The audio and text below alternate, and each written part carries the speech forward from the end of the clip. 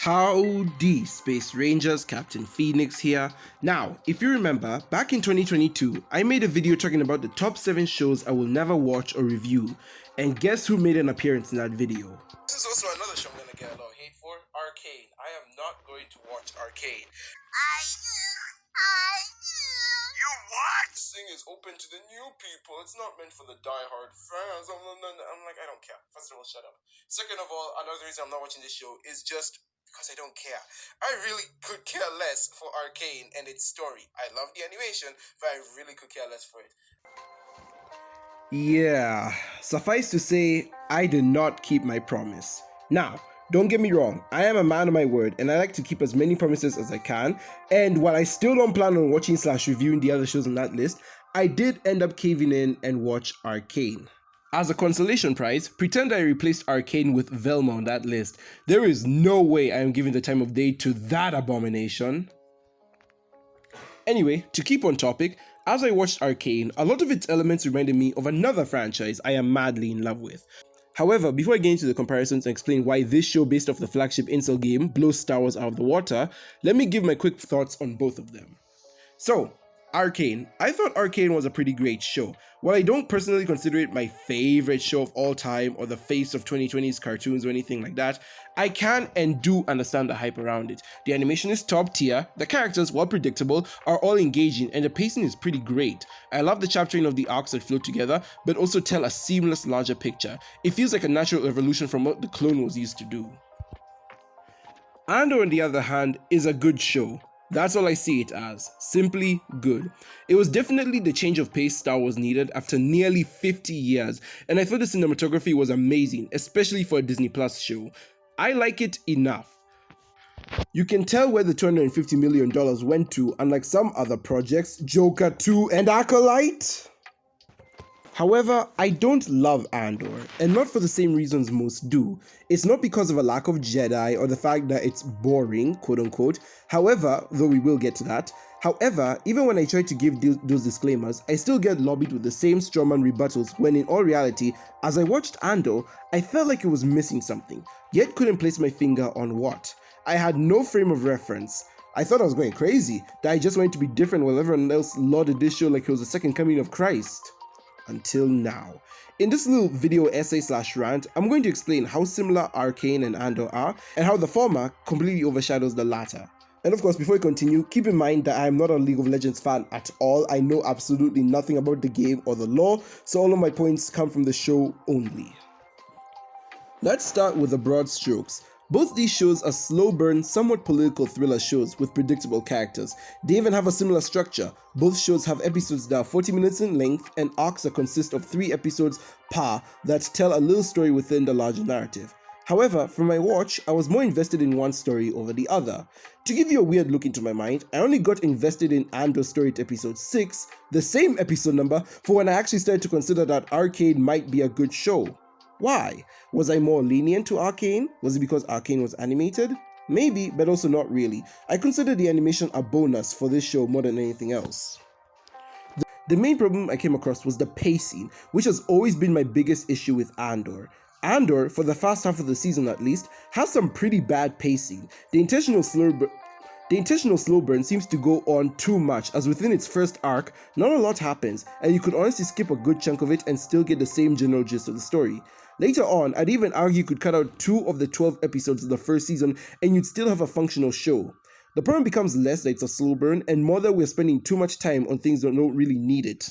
Such as Cassian's search for his sister, which goes nowhere and doesn't really matter when you take Rogue One into account, or the constant cuts to Mon Mothma trying to figure out how to bring it to her own bank account, or the 2 heist chicks still pissed at Andor for surviving the heist, etc, etc. I fully believe that if Andor got to the action quicker, a lot of my complaints wouldn't exist.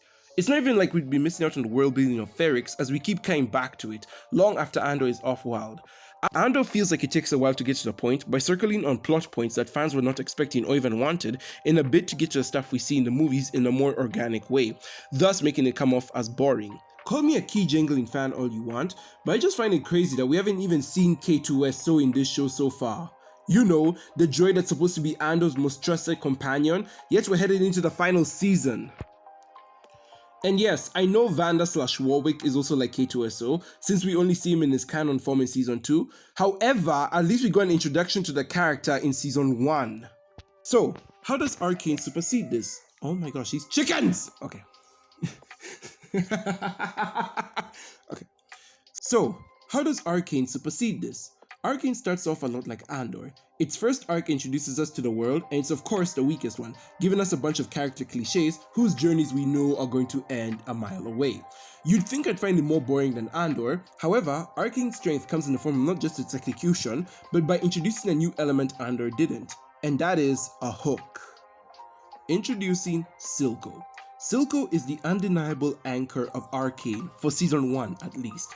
His presence is felt in every crevice, in every subplot, and that's mostly due to his Shimmer empire. Not only does Silco's voice actor hold you hostage with his silver tongue, but the way his character is written through his actions and personality, being both ruthless and caring and self-sacrificing. We also see this in a lot of scenes with Jinx and with Jinx's mother in flashbacks from Season 2, though I can't say I love the slight retcon they do with that in Season 2, but I get more on that later, click on the card above. However, all of this constantly makes you wonder what he's going to do next. You are invested in this character and this journey. Andor doesn't have a hook, or more accurately, it doesn't have a strong enough hook. They tried to do this for Luthen, but outside a few scenes like him dressing into his disguise, evading capture from Imperials, and of course the iconic Sunless speech, he doesn't really do much for me, and I don't enjoy his presence, direct or indirect, as much as I do Silco's. Though, to give Andor credit, the Sunless Sky speech is leagues above Silco's loyalty one. Arcane's pacing is just easier to digest. Every episode actually feels like a mini movie where something big happens. Arcane fed me while also leaving me wanting more, while Andor felt like I was getting crumbs per episode until the big finish/main course of the arc. The prison arc is the only one that grabbed me all the way through from beginning to end. And I would argue that this isn't even a case of boredom or ADHD or short attention span or whatever the heck you call it that the Andor glazers will throw at me. As said, both Arcane and Andor have the exact same structure in terms of their episodes and runtime, yet it was Arcane's execution that kept me invested for a longer period of time. This would then take me into the characters. I mentioned that Arcane succeeded because it had a hook, that being Silco, but he is far from the only interesting character in the series. I can't believe I'm saying this about an adult show made by adults, but I don't think Andor understands anything about morality or karma for their characters. Andor as a character is mostly selfish throughout the entire series, outside of the finale where he goes back to Ferrix to save his mom and ex-girlfriend. Most of his actions, such as the lengths he goes to find his sister or making it off on his own after the Aldhani heist, are incredibly selfish, which goes against the core themes of Star Wars. Don't get me wrong, there's nothing wrong with having selfish characters in Star Wars, as long as they're presented as flaws to be overcome or hindrances that become one's downfall later on. I emphasize this point so much because up until this point, selfishness has been presented as a big villain trait in this universe, and if you glorify your main character being selfish, you've missed the point. And this is the same reason why people have been panning the Acolytes so long. It glorifies selfishness, it glorifies being the villain, and it's why a lot of Star Wars fans were turned off against it, and why I'm surprised they also don't bring this up with Andor, but that's a discussion for another day. Outside some few scenes, Andor rarely does anything not for himself, and as we know, he won't get punished for it. Luthen, on the other hand, is different. The show has presented him as both an incredibly selfish and incredibly selfless character. However, I don't have as much issue with him as A, he's not the protagonist, and B, we know the comeuppance for his selfishness is coming, while his selfless actions will go on to be rewarded in the future.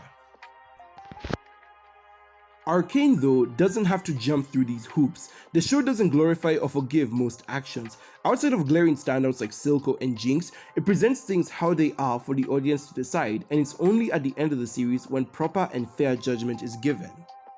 Most of the characters in this show are pretty bad or misguided, and the show knows it, and we get satisfying character arcs because of it.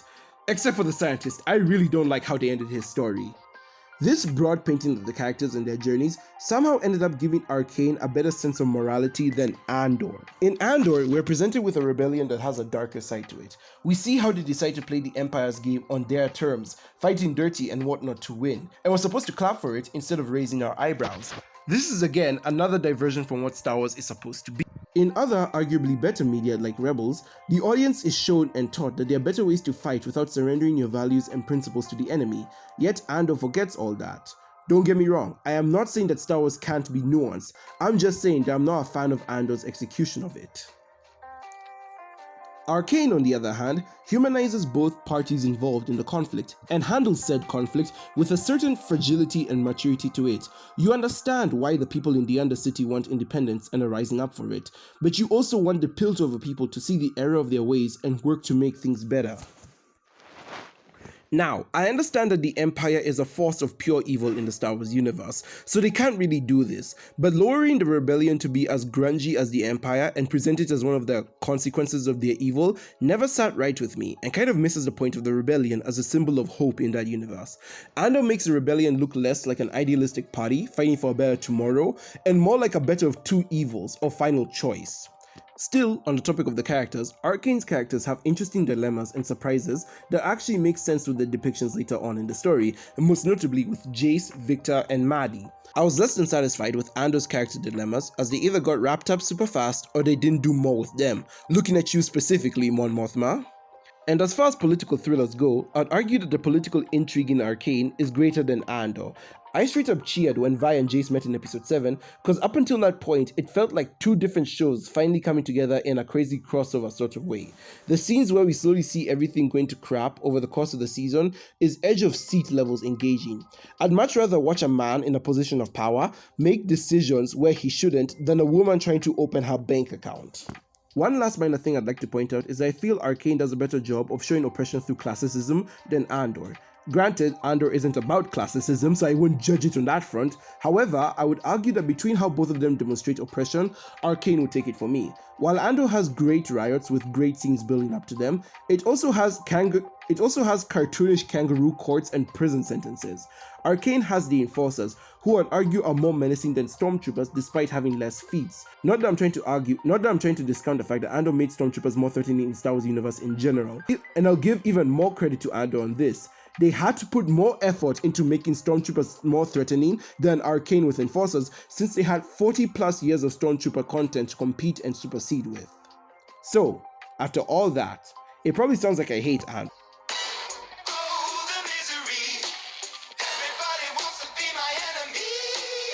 Not really. To be completely fair, I am comparing Andor, a half-completed show, to Arcane, a story that's already done. And I've expressed in the past that I wholeheartedly believe that Andor Season 2 will be better than the first if they just tweak some of the issues I had with the first. But my issues with the first season still exist, and I wish so many Star Wars fans wouldn't just turn a blind eye to them when they nitpick literally everything else. So, in conclusion, Arcane is a great show that has better characters and pacing than Andor, and even though I found it incredibly predictable, its execution was more admirable in my opinion. And while I do think the glazing of both these properties is crazy high, I can understand why Arcane gets it. Andor, not so much. Anyway guys, that's gonna do it for today. I hope you enjoyed this little rambling rant of mine. Tell me your thoughts below. Do you think I'm onto something, or am I just disgustingly immediate illiterate as always? Let me know down below. Thank you guys so much for watching. Be sure to like if you like, subscribe if you haven't already, hit the notification bell to be part of the team, leave a comment down below, slap a cow, and with that, I will see you in another universe. Goodbye, my Rangers.